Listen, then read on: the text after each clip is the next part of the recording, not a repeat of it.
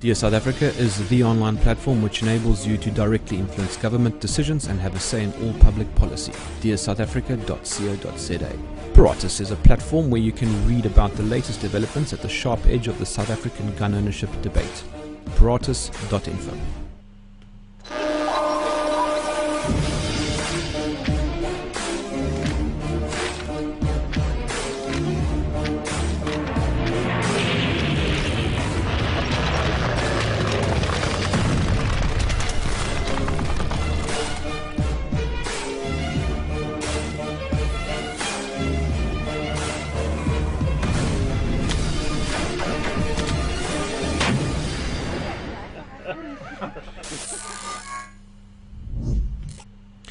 Hi, my name is Germ, and this is Germ Warfare, the Battle of Ideas. And what would Germ Warfare be without technical challenges? It is one of those evenings again, but thankfully I have my guest on the other line, and so far so good. But before I introduce her, you already know who she is, but let me just quickly tell you that she is a media personality, a columnist, a filmmaker. She was on The Apprentice. She's a racist, sexist, Islamophobe, homophobe, fat shamer, pro-Brexit bigot, and most importantly, a Trump supporter. Hello, Katie. That's a good introduction. Have I got it right?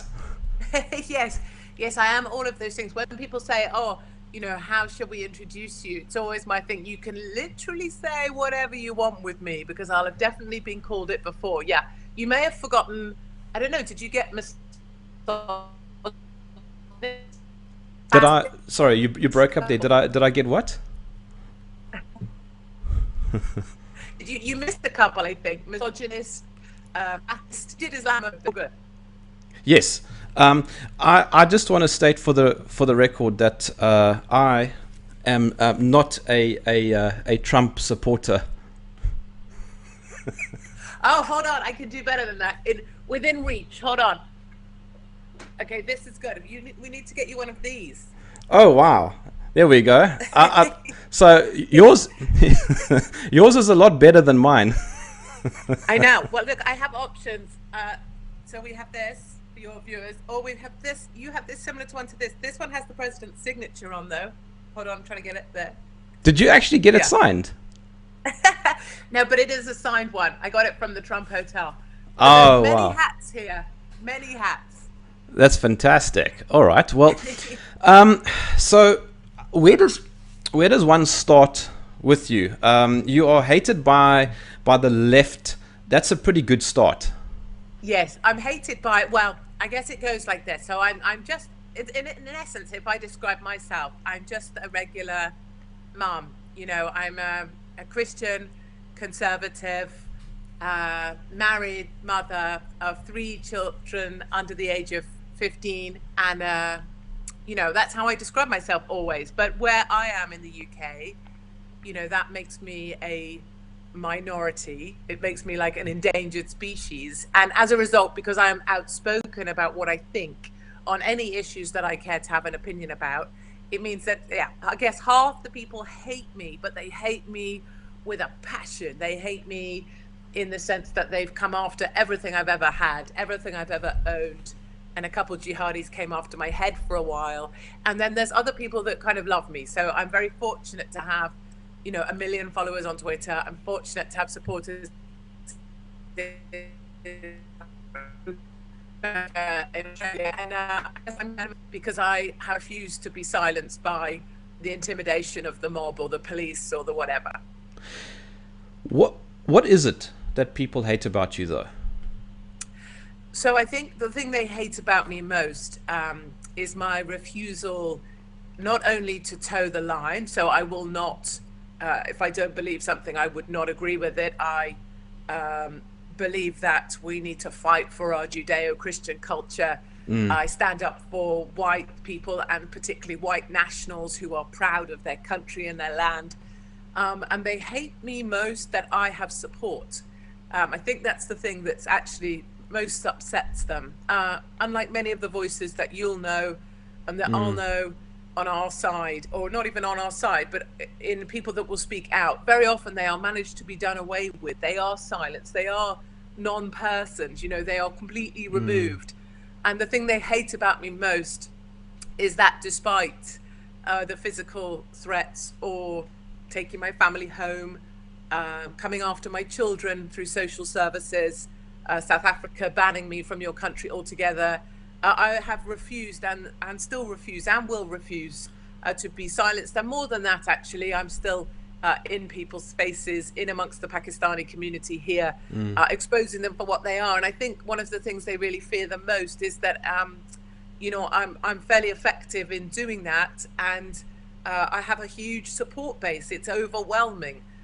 Just come back from America, and the level of people willing to support, people like you, people like me, people still willing to speak out. And not I don't speak on behalf of anyone, but there's a lot of people who feel like they can no longer say the stuff they want to say, and they come in and they back people like you and people like me, and that's what they hate. They hate that we have such a loud voice. Do you think that we're in the midst of a culture war? Yeah, I mean, I think it's more than that. And I think that from, you know, I speak about South Africa and South Africans and white farmers. Probably I was speaking about them in New Jersey this week. You know, you guys are my kind of foundation for everything I do. And your country's moved me beyond anything else I've ever seen. And for me, you are the epitome of the struggle that we're in. Yeah. And this is not a culture war. This is much more epic than that. This is like a biblical thing. And you guys down to like, well, I think maybe 4% whites left in South Africa. I know the official figure is 6 or 8. Yeah. You know, your farmers talk about the fact they will die in their boots for the love of their land. And I use that everywhere I go, because we are following right behind you. We are down to, I'm a minority in London, Leicester, Bradford, Birmingham. I'm just naming cities. It doesn't matter whether you know them or not.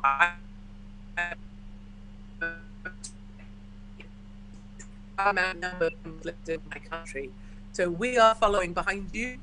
We will come to make a last stand. There will be this same thing that you will have, that you will make a last stand for your land.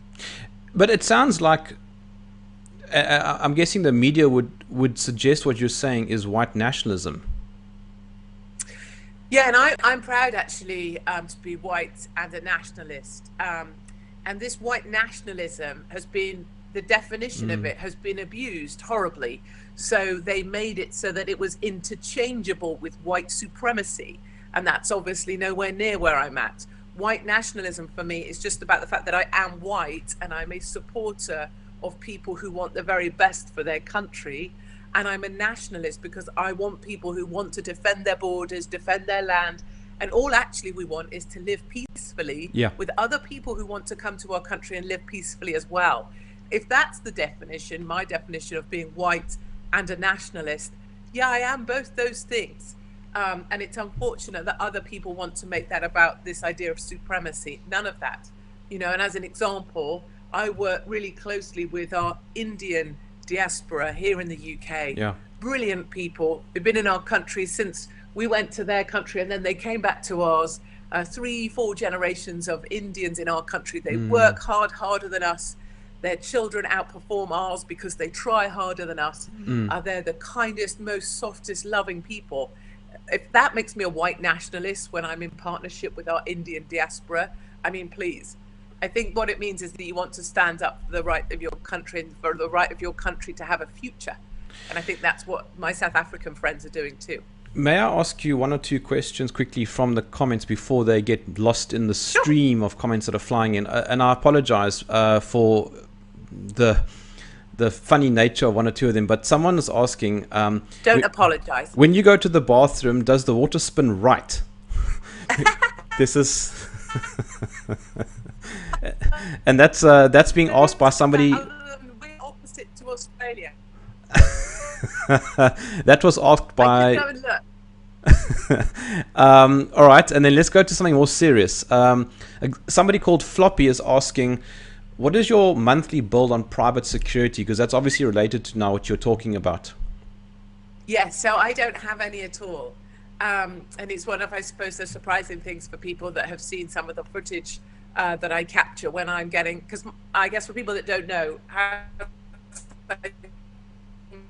I go to places, other truths that aren't being told.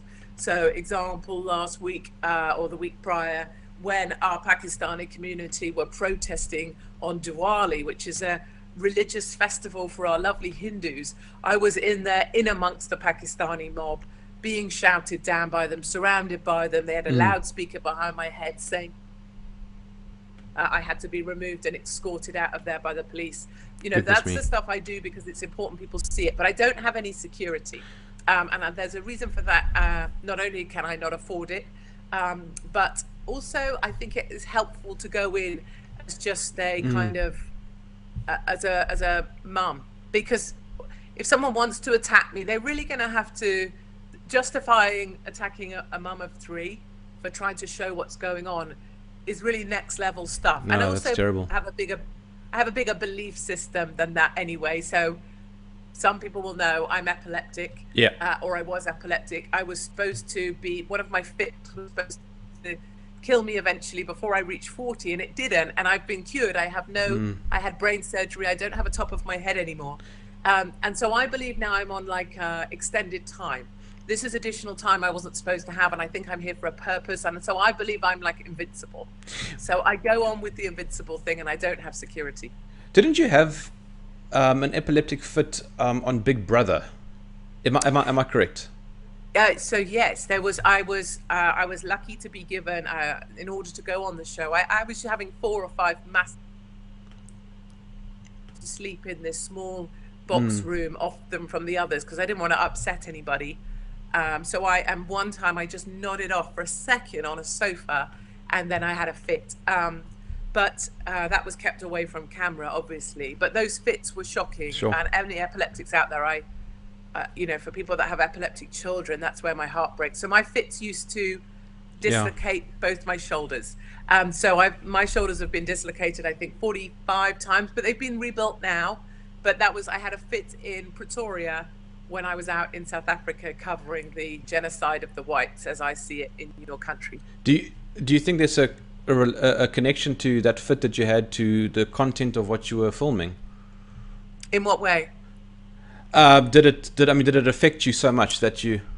Oh, I see. Yeah, I see what you mean. No, because by then I'd already had my surgery, so this was just a dislocating arm issue. But certainly historically, emotional stuff would trigger fits.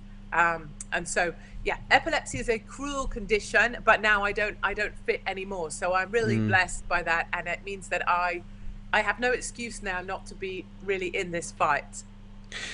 Katie, you're very outspoken on immigration. I want to ask you just a couple questions about that because people, or should I say the media, for what it's worth, suggests that you are very anti-immigration, you are very Islamophobic, you hate Muslims. What is your actual position on that? I can see why they have that perspective, and also it's helpful. You know, the media are very good at this trick. If somebody has opinions that you wish to discredit, what better way to discredit them than to make them a monster? And so by making me a monster, oh, look, you can ignore that lady because she's a monster, so you don't have to listen to what she says. And what's great about meeting people in flesh, is why I spend so much time on the road, is when people meet me, they're surprised by how tiny I am, because monsters are supposed to be massive and hairy. And so they're like, but you're so little. And the other thing they're surprised about is that I'm actually not a monster. Yeah. And that's much harder for them, because then how can they reconcile my views when I'm just a normal mum? So my views are that immigration has caused unspeakable damage to Europe, that my country will be taken over by Islam, and that's statistically proven. By 2035, Muslim births outnumber births to all other. By 2050, I am a minority in my own land. I don't have a country to leave my children, and that's where the parallel with South Africa is. And so my real bugbear with immigrants and our Muslim population as well, if they come and they're peaceful, it's no problem. But unfortunately, what we've received is fighting age men who have no wish to integrate into our culture, but to take from it in the main. And from our Muslim population, again, no wish to integrate whatsoever. And as many of your viewers will recognize, we have a problem with our young white girls being groomed by gangs. And that's happened in most of our major cities. And they are majority Pakistani Muslim men who are targeting our young.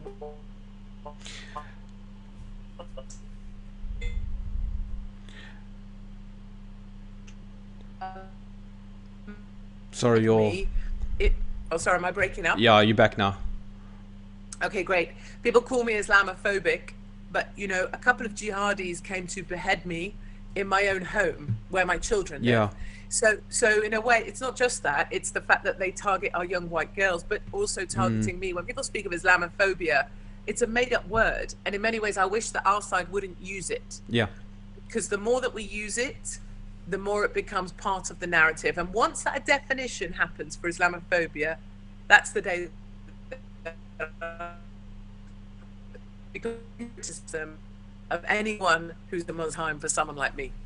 Yeah, so you've actually got nothing against Muslims. Per se. Yeah. If they were to integrate into my country, if they were wanting to be part of the culture they have chosen to join. And that's... But my... Sorry, that would apply to you moving to, let's say, a Muslim country. You would integrate there. That's what you would do. Well, this is, if I go to Saudi, what, am I just going to walk around in my normal clothes? No.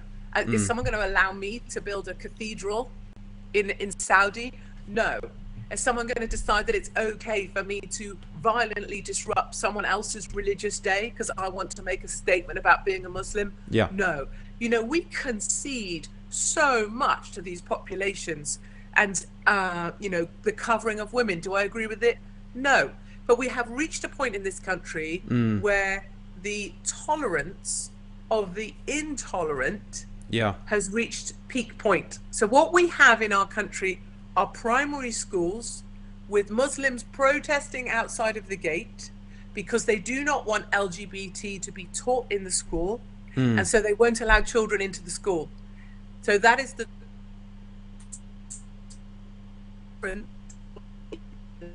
meaning that others now can't go to school.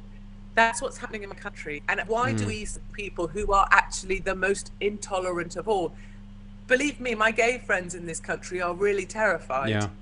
Because when the Muslim population hits a majority, what is their future? And all the while they'll have been concentrating on me, calling me Islamophobic. It's crazy. It's quite interesting because what you're saying is confirmed by Douglas Murray. I'm currently reading a book of his called The Strange Death of Europe. Strange Death of Yeah. Europe. Yeah, of course.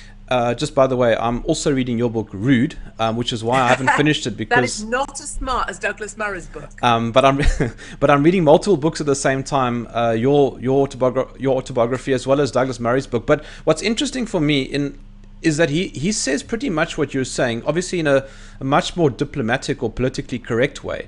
But he's saying pretty much what you're saying, that there is this weird shift in population that's happening in Europe. Oh, and I mean, it's all very well being polite, and Douglas has managed to hold on to some of his mainstream bookings as a result, and I admire him for that. But I don't think we have time for diplomacy. You know, we are now 2019, call this 2020. I'm outnumbered by 2035. So we have 15 years before we're outnumbered. There is no time to be polite about this. And I, you know what I'd love to do? I've been, you know, in the no-go zones through Sweden. I have slept in the migrant camp at Calais. I've traveled from Libya to Italy with these migrant men who will throw people overboard if it means they get a better seat, or they can have a seat, or they get another ration pack. I'd love people to be amongst those mobs of men, as I have been, and then try and be polite about them. You know, there is no polite about these people. They are here to take what they can take. They have no respect for our culture whatsoever. And places like Malmo, as you're aware now in Sweden, have just become an absolute war zone. The police can't go there. They are no-go zones. There are more hand grenades there than there are anything else. You know, so we haven't got time to be polite about this. This is a full-on assault against our culture, and the fight back is coming way too late. The only two things that are going to happen in the next couple of decades are our Jewish population, who are already on the move, will retreat to Israel, and families like myself are looking to see where we can put our children because they will not have a land. And that will either be Poland and Hungary, or it will be somewhere like America. And Poland is very public about its views on immigration. Yeah, and actually part of this movement that is so uplifting, you know, I definitely never want to be this person who's all doom and gloom, even though it's very serious.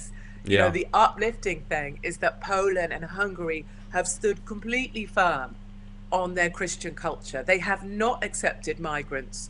They will not accept Merkel's migrant quota of Muslims. And as a result, Poland and Hungary are the safest countries to be female in Western Europe. I Sure. mean, it's Europe as a whole. It's an incredible thing. So by standing firm, they have created a place of safety now that we now look to see if that might be where we end up. And the exciting thing is, of course, you know, last night in Spain, we had the elections, and Vox, which is the populist party on our side, my side, they received an enormous vote. They were now third from nowhere. You have Salvini in Italy. You know, there is a growing army of people who are willing to stand up and fight back against the takeover of our countries by Islam. I have to, because I'm South African and you're not, and I'm seeing the piles of comments that are flying. I have to go back to something you mentioned earlier. You you mentioned white genocide. Now, this is a term that just gets South Africans riled up on both sides of the fence. Your documentary, Plaasmoorde, The Killing Fields, which I highly recommend everybody watch. It's I don't know if it's publicly available. Yeah. Is it? Okay. Yeah. Because I found it, I think, on your website. I'd strongly recommend everybody watch it. It is heart-wrenching, and it will really make you swallow lumps. But I didn't get the impression from your documentary that you were suggesting there's a white genocide. I certainly got the impression that you were saying that that there is some sort of organized attack or orchestrated attack on farmers, particularly white farmers. And you did note that black farm workers and black farmers, the few and far between there are, also get attacked. How do you reconcile that, the white genocide narrative, with the attacks on farmers? Yeah, so anything I say is based on my in country, traveling to some of, I would say, difficult places to get to, some of the most remote areas, sleeping on white farms, living with white farmers, or speaking to victims or their attackers, and a member of the South African police, a serving member of the South African police. So my personal view is that whites are being systematically cleansed from the land in South Africa. And I'm not really bothered what offense people take to that, or if people don't want to call that genocide. But I believe within the decade, I don't see how whites will continue to exist in South Africa. So I met the white families now living in slum situations without electricity or running water. I met women who've had a woman who had half her face blown off by a shotgun, and she's been told by the attackers that she'll be back. Women who were raped and saw their husbands shot next to them and gave birth 5 days later. And these are targeted attacks. And of course, every time they attack a white farmer, it's the black farm workers who are also attacked. I spent time with a black farm worker who was shot in the leg as they went down the line of individuals that they shot before shooting the white farmer. So of course, black individuals are caught up in these attacks, and it's a devastation to them that they're the people that will employ them and help their lives become better, that they've lived with for 3 generations. They watch those white farmers, you know, gutted from the land. But I believe this is a systematic cleansing of whites in South Africa. And the thing that really upsets me about that is when you find out, you know, how these black gangs are equipped, and they are equipped using weapons held by the, in my opinion, and have spoken to the police officers, these are police weapons that are being used to kill white farmers. These are difficult facts that I heard, but this is how I see it. And we may dress that up any which way we want, but I notice it's always, very often, it's people that live in Cape Town that seem to have these views on what's happening to white farmers. And of course, Cape Town is one of the safer areas to live. I think people who go and sleep on white farms and feel the fear of being on white farms overnight, I think I don't think we have the time to be polite about what words you want to use. But, How, that's my personal view. how did you feel when you were in South Africa? Did you feel It's safe? scary. It's it's a scary place. Listen, I had a big budget and a big group of lads looking after me, and those lads I would trust with my life. They're ex-paras. They were the best. They were the reason I was able to get the stories I was able to get and the places I was able to get to. But I can tell you for sure, my son is 11, and sometimes he still wakes up in the night and he thinks there's monsters behind. Put the light down, that there's no monsters. You go and sleep on a South African farm, or there are monsters that come. You sit with. I sat with Bernard on his stoop. While he re-articulated the attack on his family, his youngest son being shot at, his father being tied up and then bludgeoned to death. Sorry, is he the one who? There is Is no he? time to be polite about the words we use. Sorry, is he the one who showed you where the bullet hole in the wall was? Yeah. Yeah. Yeah, a killer. And then showed me his bathroom, which they don't have the money to change or do up, where his father, they had to mop up after his father died, the blood from the bathroom. I mean, these people still live in these places where their family was slaughtered. Yeah. Their son can't sleep. His eldest son tried to commit suicide. And your viewers are watching this, and complaining about the words I use? Really? Yeah. Well, I mean, this is the. No, This are is. they? Is that what they're saying? Oh no, no, no, What's the words? no. Some of them are, and some of them aren't. What are they saying? Oh, let me look quickly. Someone's saying, yeah, context is quite important. Are they sat in their home in Cape Town saying that? This person is in Port Elizabeth. Oh, lovely. And have they slept on a white farm? Have they felt the fear? I suspect not. I'll let you know when they respond to the comments. Because this is the sort of sofa surfing individual. Context is important. There isn't time for context. You want context? Get out there yourself, whoever you are. Go sleep on those farms. Go help Bernard with his troubled child who can't sleep, or the other one who committed suicide. And then you criticize the words I use. Yeah. My question is, why is a white British mother needing to go onto these farms to speak about this? Where is everyone else? Where's your journalists? Where are you? Oh, Why please. is no one else doing this? Katie, you know that our journalists are lefty, politically correct shills. Huh? Our journalists are sort of these lefty, politically correct types. They will never Okay, but report full. where's everyone else? Where are the speaking out boys who should be telling this story? Why is it left to a white mum who has her own children at home to be in your country? Yeah. I dislocated my arm on your streets to try and tell this Yeah. story. I was banned from your Yeah. country because I've tried to tell Yeah. this story. I'm persecuted in my country for telling your story, and people want to criticize the word choice. So- I so- use. I say to those people, get a grip of Yeah. yourselves. and So one of the fast. comments is saying, yeah, in Afrikaans, is saying that's right.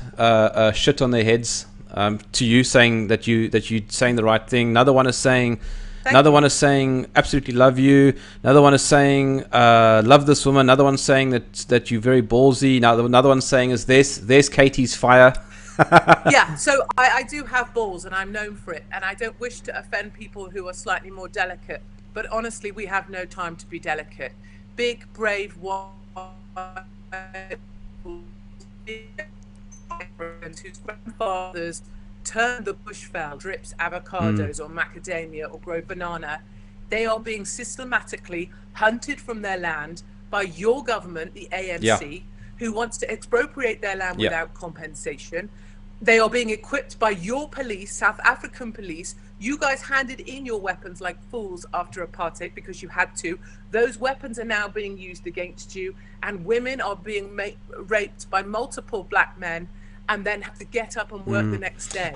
Now, that is the country you should be fighting for. And it's all very well you sitting there nodding yourself. You should be out on those farms. Stop sitting in that room and talking to Gavin McGuinness and talking to the right wing. You get out there and do it, because you should be out there too. So you, You were working with in the documentary. You worked a little bit with AfriForum, who have got very extensive data, and I know that you spoke to Ernst about it. And Ernst is a very good friend of mine. Um, he they they are. I'm trying to think how to. Sorry, What are you trying to say? I'm trying to word this correctly. Don't just say it. The attacks on farmers is what concerns them. They are particularly vicious and violent, and they have a very different feel to other crime. Did you experience that as well in your interviews? Yeah. So, bit of advice: stop being polite and trying to think about how you say stuff. Just say it. We need more people that just say what's on their mind, and it takes a certain amount of boldness. You can always worry about what you said wrong later.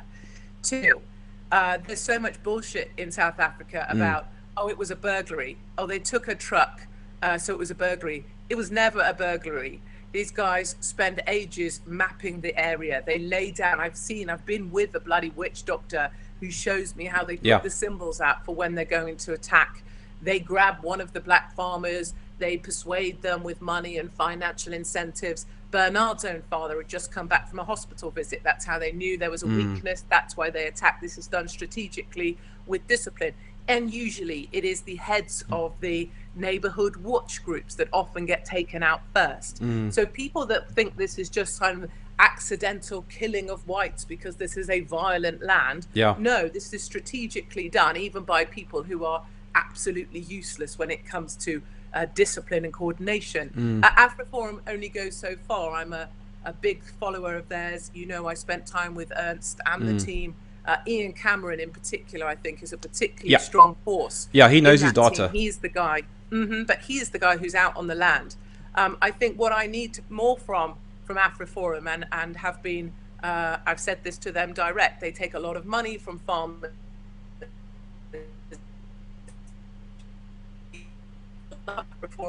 Doing as opposed to politicking out on the farms, helping these farmers to try and protect themselves in the best way that they can. What we need is to arm the farmer. And what I would love AfriForum to launch is an Arm the Farmer project, where they maybe take someone like Bernard, who has no money, no way of protecting his family, and go and make it possible to protect him. So that's my only beef with AfriForum, is a little bit too much litigation, too much legal action. I would like to see them do more in terms of on the ground with farmers in the same farms that I've spent a lot of time at. But I think there's fear as well about actually getting hands dirty. There is a pile of comments coming through now in support of what you're saying. Someone is saying free speech is essential. Do not be afraid to say what needs to be said, and that's exactly what you just told me a moment ago. And I was trying to think of my words to you. We don't have we use this word free speech too liberally as well. We use it like we have it. I don't have it anymore. There isn't any in my country. So last week, 2 plainclothes policemen were at the door of this house, which I am not registered at because I can't own a home because I'm a target. And they came because they demanded that I took down stuff I'd posted about majority Pakistani men raping our white girls. I had to remove that content under threat of court action and being put in prison. So freedom of speech, we don't have it. But anyway, continue. I suppose we could go on about that, but I'd like to go a little bit onto some of your other wonderfully controversial talking points, which I quite enjoy as well. So we've touched on immigration, and just quickly, you don't like tattoos.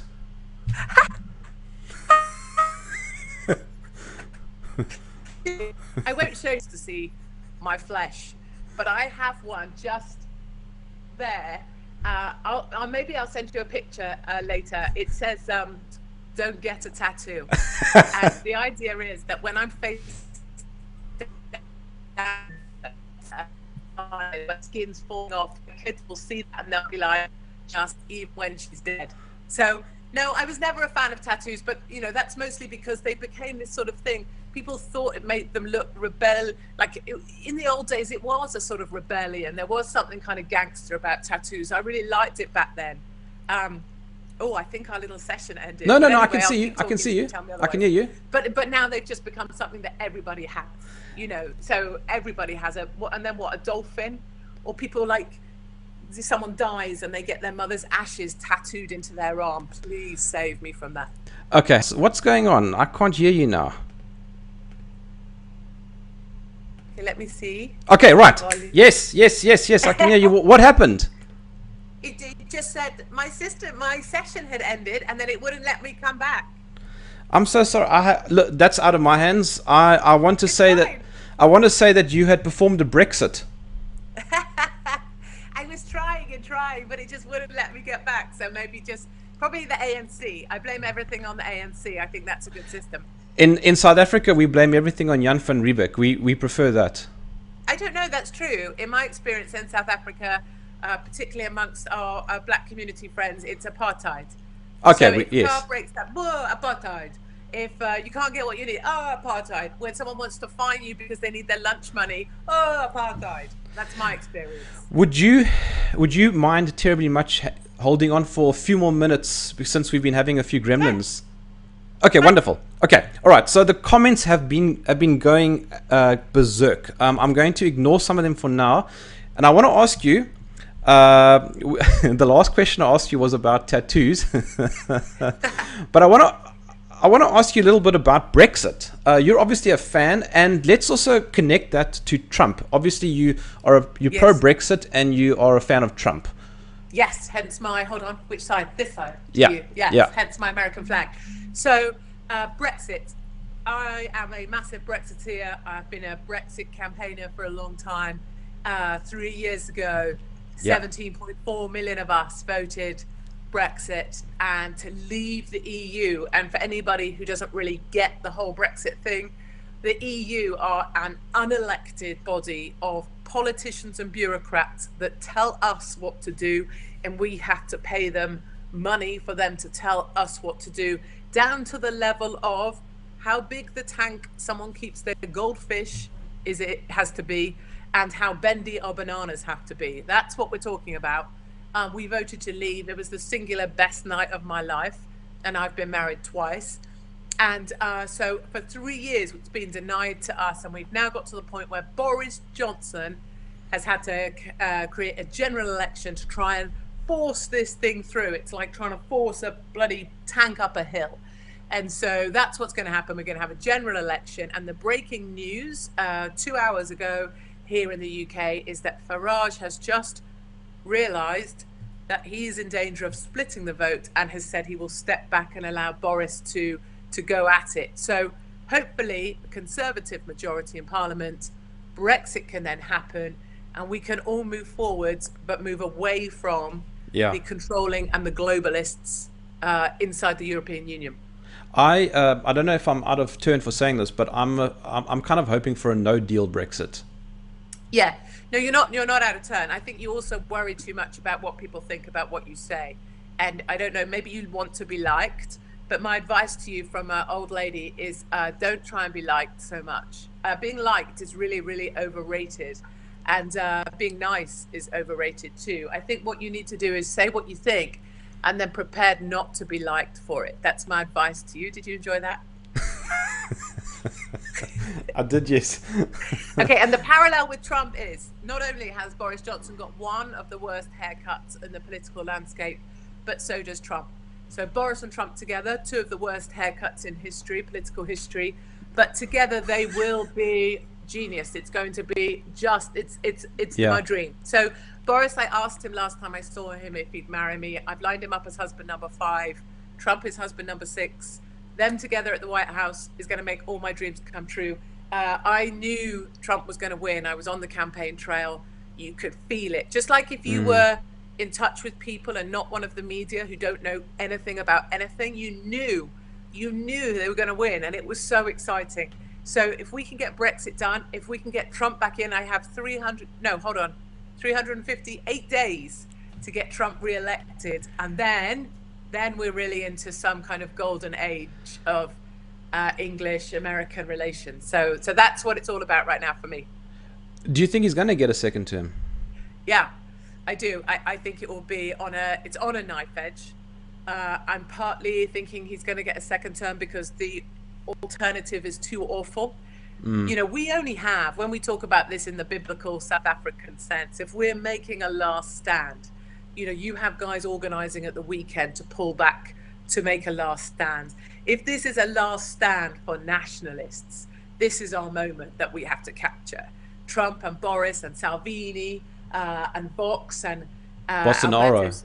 This is, yeah, and Bolsonaro, Orban. This is a moment, and this is an epic moment in time. And so I'm rallying hard like a maniac behind all these individuals because it gives me hope. It's life. And you know, the thing that's most true is true in South Africa as well, is what people actually want to do is belong. People are lonely. It's lonely being a conservative voice, and people want to feel like they belong. And the thing that I love about bringing conservatives together, or people that care about their family and their country, is they're in a room together and they suddenly realize they're not alone. The media makes you believe you're alone, but you're not alone. You belong. And this family of ours is massive. And you know, as I see it, my family is massive. It goes from Australia to South Africa, all the way to Hungary and Poland. You know, it's what we're part of right now. This movement is really, really special, and I love it. I would not choose to have been alive at any other time. Do you support Brexit Party or UKIP? Oh, well, UKIP are dead in a ditch, thanks to Nigel Farage. He walked away from it. He called us all racist knuckle draggers and destroyed the party. So I'm a supporter of Boris now. Farage is a consummate professional performer and self-promoter. And I understand those are vital qualities if you want to be a politician.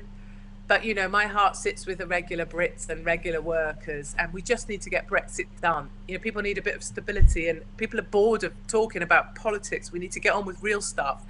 So, yeah, Farage is a bit of a distraction, although people love him. So I'm a Boris supporter. I back Boris all the way. So Mark in the comments is asking, will Brexit happen or will it be blocked? It will happen now. Boris will get, so here we go again with my, last time I made a punt, I got it wrong, but Boris will get a majority in the Commons. He will be able to deliver on the Brexit deal that he's got. It is not the perfect solution. It is not a no-deal Brexit. It is not a clean Brexit. It's none of the things anybody wants. I want to just walk away, stick my 2 fingers up, flash my ass and keep walking. That's not going to happen. Yeah. What's going to happen is we'll get a Boris deal. Boris will get it through Parliament. But excitingly, what's happened by calling a general election is that 63 already MPs have just walked away because they know they won't be re-elected. So we are cleaning out, like we need to do with the ANC. Get rid. We are cleaning out Parliament. So that's a good thing. Brexit will happen. But let's just quickly go back to basics for a second. Why do you support Brexit? I mean, I can tell you why I support it, and I'm not even English or British, but I'm curious to know why you support it. It seems a no-brainer, but I'm going to ask you anyway. It's fine. And there's never, I don't think there's one reason. You know, people can say, well, it's about this, or it's about the military, or it's about the fishing waters, or it's about, you know, specifics of the bureaucratic nightmare that is the EU. But for me, and I feel like I am more connected with regular people that work regular jobs here in this country and have children to get to school and elderly parents to take care of. That's all of us. Yeah. And for me, it's about taking back pride in our country. It's about being responsible for ourselves, about saying, no, we're not a little island. You know, we were Britain and we used to be really a player in the world, and we are proud to be British, and we want to control our borders.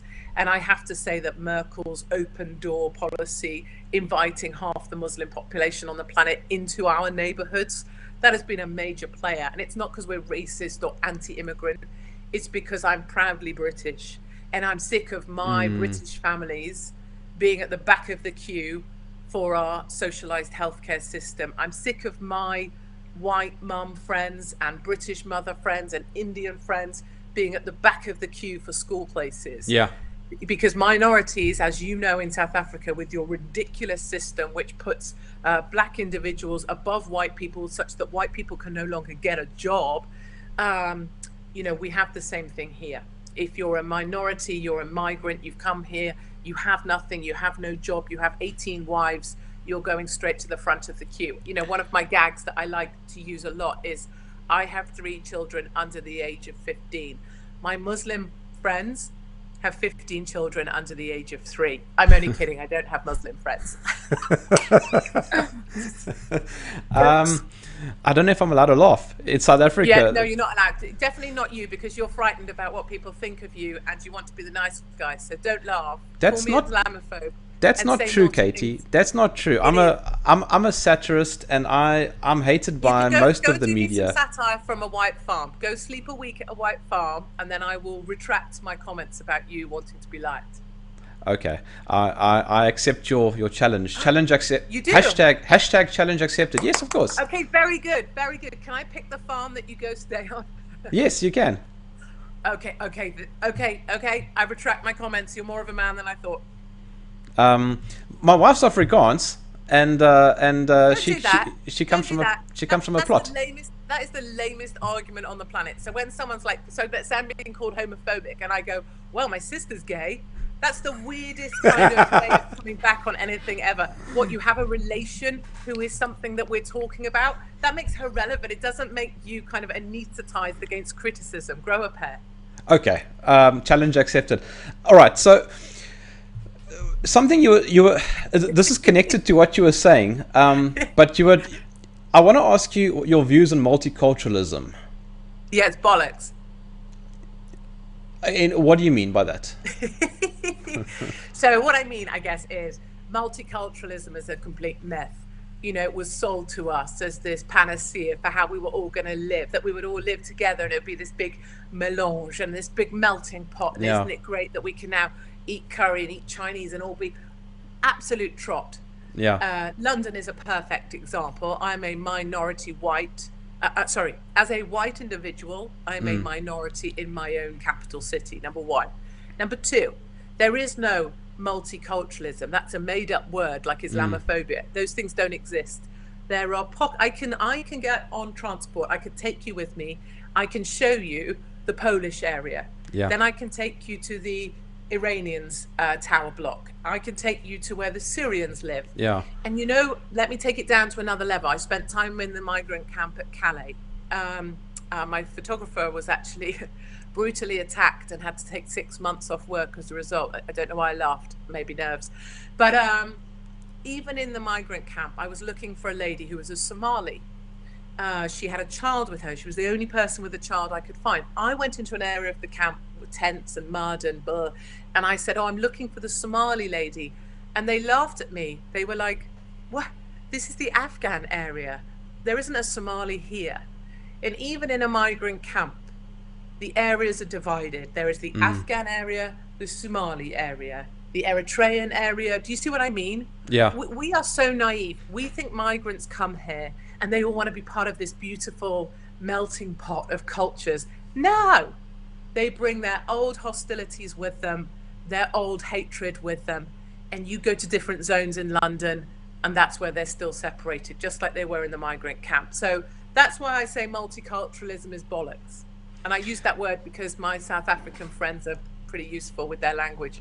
Yeah, so bollocks in South Africa is not at all a swear word. I know that I know that it is a cuss word in the UK, and I think the Sex Pistols were quite good at popularizing that. But in South Africa, it really means nothing. So multiculturalism is anathema. You know, multiculturalism is a lie.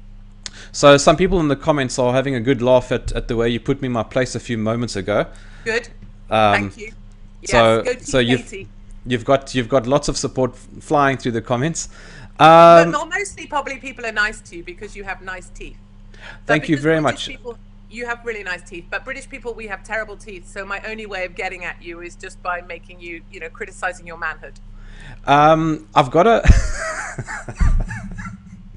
I've got some comments quickly, and I have to ask you here. Mark is asking, well, he's saying, I'm British, but cannot get my South African wife into the UK without a substantial amount of money since new legislation introduced in 2012. It breaks my heart. It breaks my heart. We import, I'm going to say this, and I'm saying this clearly, and I mean these words we import, in my opinion, we import feral humans who are from backward cultures, who have no understanding of how to live in Western culture, Yeah. or have zero respect for women. We import them by the hundreds of thousands, and we pay their way, we pay their schooling, we pay their health. Our beautiful South African friends, all of whom I know they don't want to leave their country, and no one wants to leave their land. But even the ones that want to come, like this gentleman's wife, we make it so hard for them. Yeah. And this is what breaks my heart. We prioritize the very worst of mankind, and we fail the very best of mankind. And you know, one of the questions people always ask me about South African farmers is, well, why don't they just leave? And of course, the answer to that is always, many are too poor. Their whole possession portfolio is the land, and it was their grandfather's land.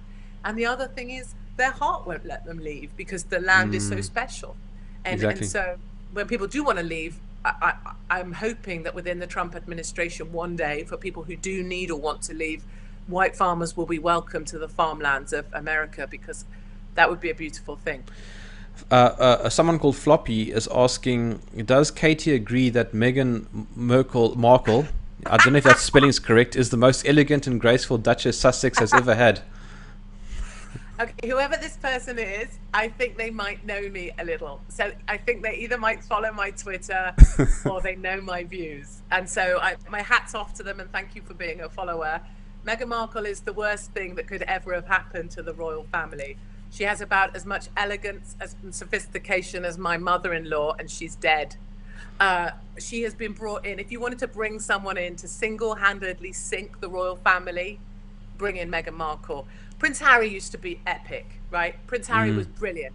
He was always naked with some hot woman near him, dressed as a Nazi, looping about in Vegas. He was brilliant. He was a fighter pilot. He was a helicopter pilot. He was in Afghanistan. He was brilliant. Then he married Meghan Markle. He is now the sad little vegan that nobody wants to sit next to at a wedding. That is what happens when you marry Meghan Markle. She's an absolute disaster, and that gentleman can go do one with his naughty comments, because he knows that I can't stand her. I'm waiting for his comments to come through, but he'll know. He's now going to ask me if I love fat people. That's what he's going to come up with. Well, I wanted to ask you about that, but you brought it up, so let's segue. Okay, so I can't stand fat people. Oh, but hang on. In your book, you're talking about how you picked up weight on purpose to make this point. Yeah.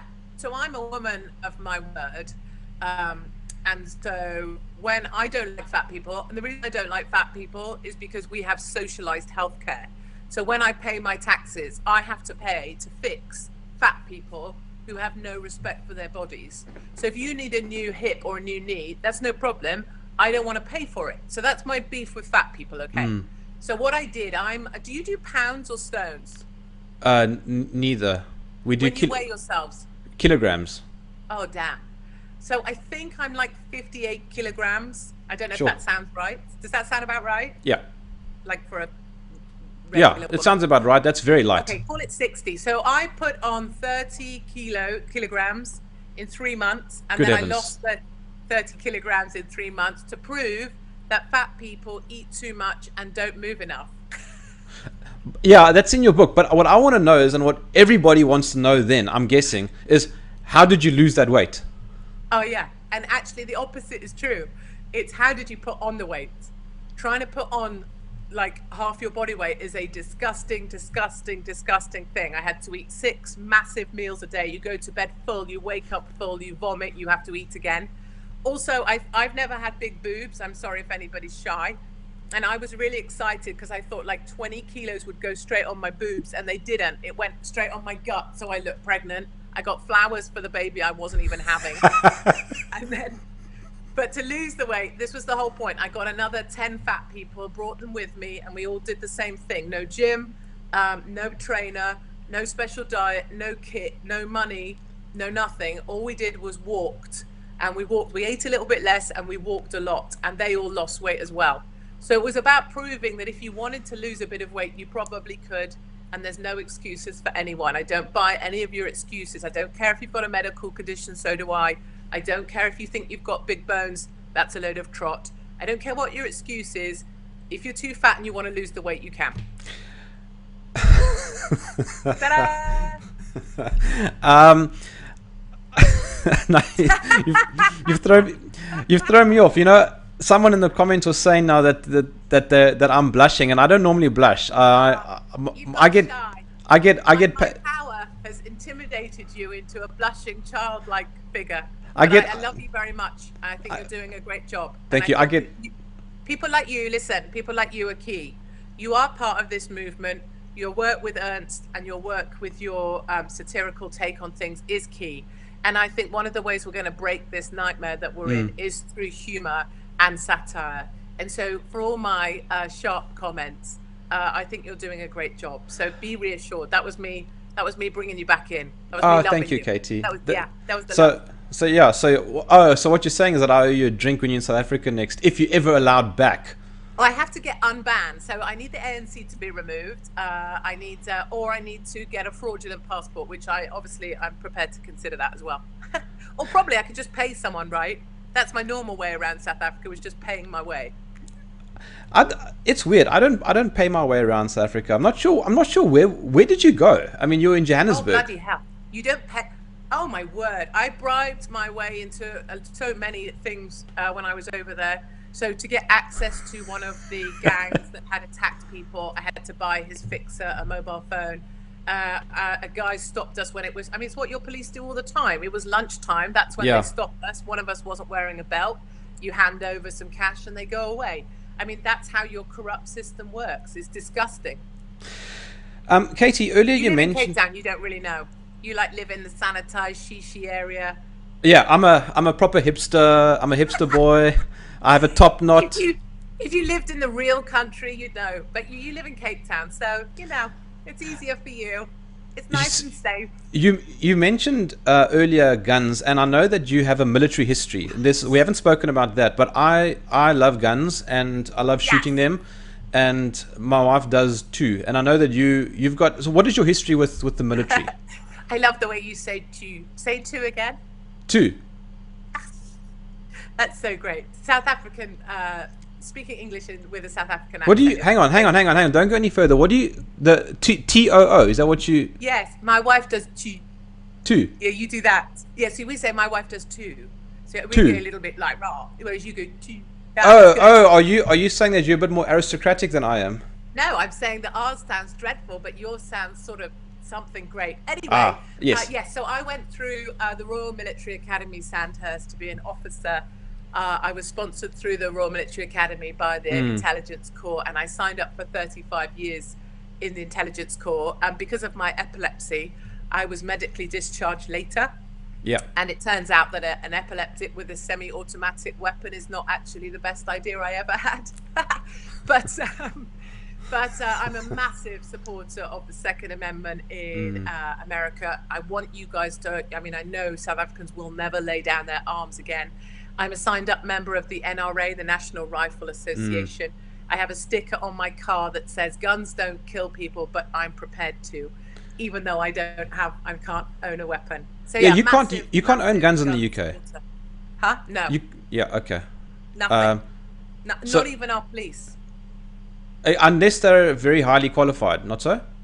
Unless they're Armed Response Unit, ARU, no police have weapons. Now, bear in mind, we have terrorists driving trucks into pedestrians on pavements. By the Yeah. time you've called up ARU, I mean, really. So has the sort of anti-gun position of the UK government worked? Oh, no, I mean, people love it over here because I'm surrounded by, weak globalists. I think one of the most frightening things for me has been New Zealand. And your viewers will be aware of the horrific attack on the mosque in New Zealand. Yes. Horrific.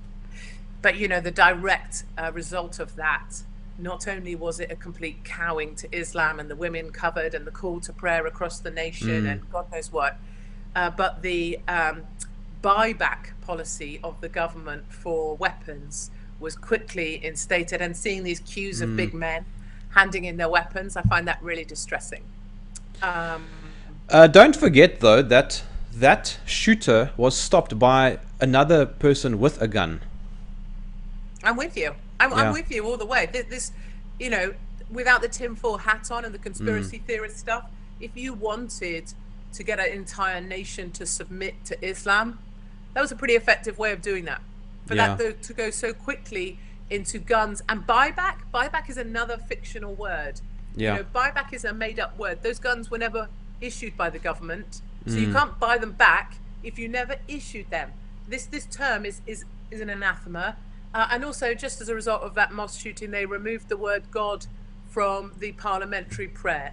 Sure. You know, one event and all of these different things happening, I just found that to be, I don't know, there's something very, very dark going on in New Zealand, and it frightens me. But South Africans will never lay down their arms. Americans are getting more and more weapons as we speak. I was with a group of lads last week, and they were talking about how many they had, and they were like, how many have you got, Brian? And Brian was like, I got 23.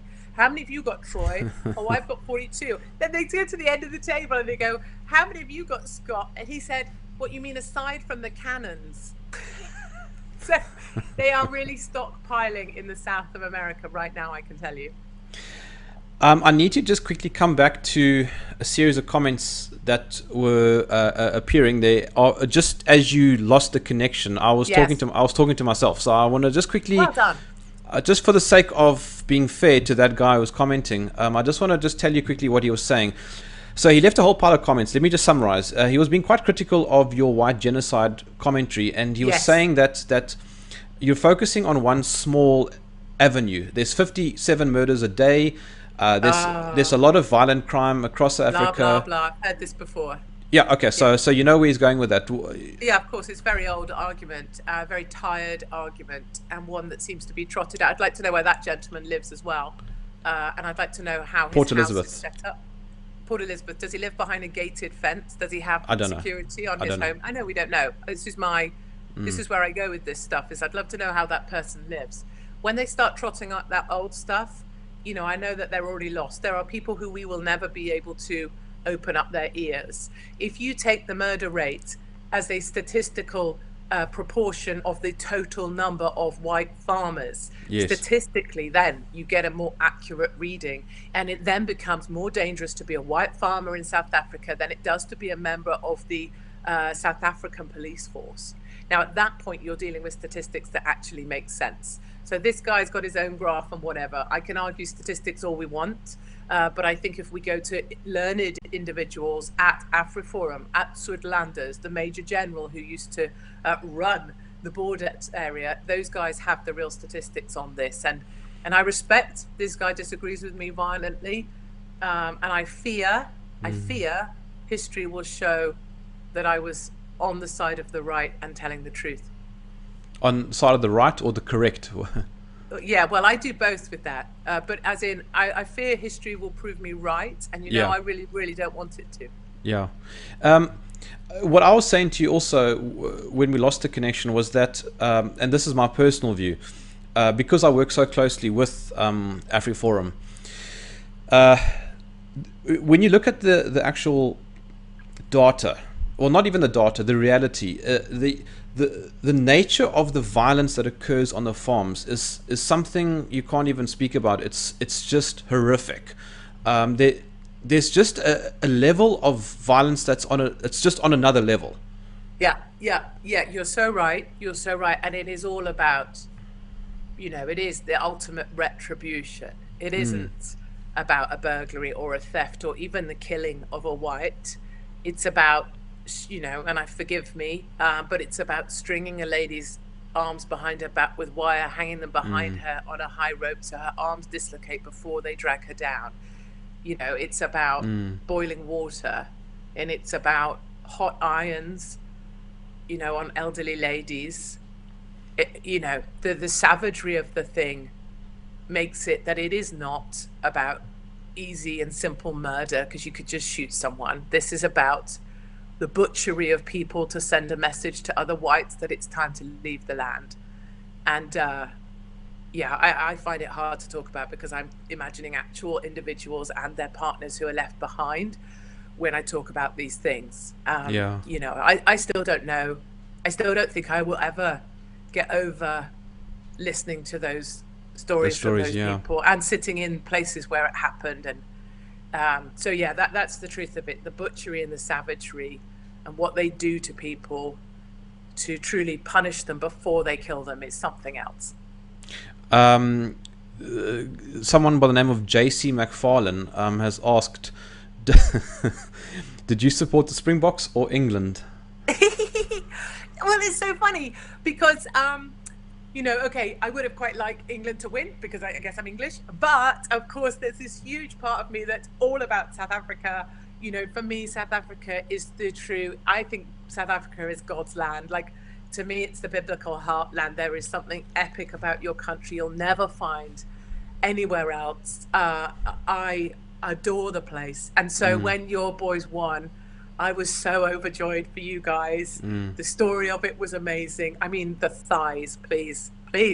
I'm an old woman, I'm married, I have children. The thighs on South African men, something else, just saying. So I'm Springboks all the way through, actually. And when they won, I was just sort of super delighted. The other thing that's important is that the alternative, like being beaten by like the Welsh.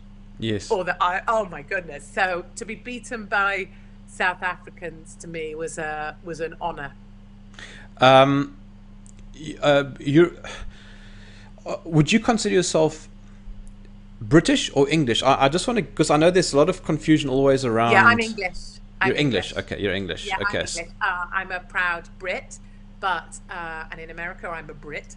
Yes. But I'm an English person or English woman, and we're not allowed to fly our English flag anymore because it's seen as a racist symbol. Okay. So we're really up against it. Being English is seen as something that's sort of used a little bit in a derogatory term. Okay. So it's why I feel the need to be English, is because we need voices standing up for English people too. Katie, we are over time, and I'm very thankful that you stayed a few minutes longer. There's just a very funny comment here that someone has sent, saying that I must send you the link to a music video.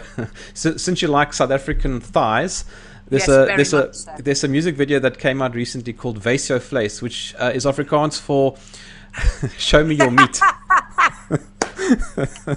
And it's I'll email it to you. I'll email it to you later on. Is it mildly pornographic, or can no, it's not. I don't know if you've ever heard of the word Zef.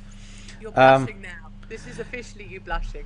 I don't know if you've heard of the word Zef. Zef is a term. I don't know how to explain it. Have you heard of the group Die Antwoord?